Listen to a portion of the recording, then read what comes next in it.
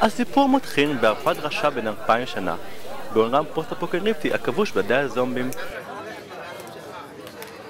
לפני שהוא הפך לערפד, הוא היה לוחם ויקינגי מעונן. שמו היה סיגורד. הוא יצא לים הצפוני כדי לכבוש ולרצות את ממלכת הפיניקים.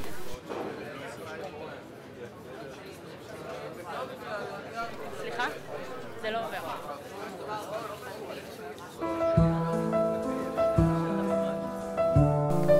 דניאל קריימברג הוא סטודנט לקולנוע בן 22 שגר בתל אביב עם אחותו. אבל מה הרצון? מה המניע?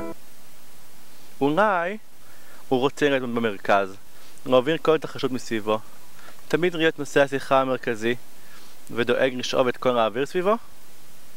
יש רק גבר אחד שמשלב בין סקסית מטורפת, יופי מרהיב, אינטליגנציה ורגישות, כמו קאובוי מודרני.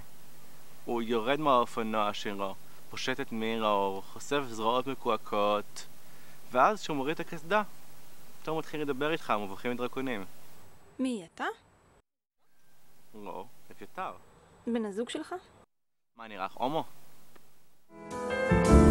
אולי הוא רוצה שתמיד יאהבו אותו, תמיד ירדפו את האגו שלו ויגידו שהוא הכי בסדר,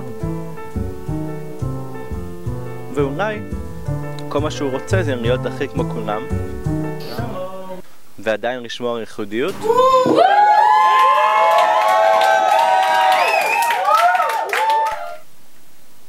הכל נכון, שום דבר לא נכון.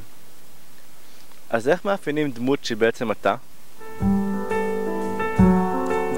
אם חתיכה אחת חסרה בפאזל, אולי התמונה תראה ריאליסטית ואולי הדמיון יהיה מוחלט, אבל זה לא יהיה אני, זה לא יהיה דניאל. לא, זה לא טוב. נכתוב משהו על הכיבוש.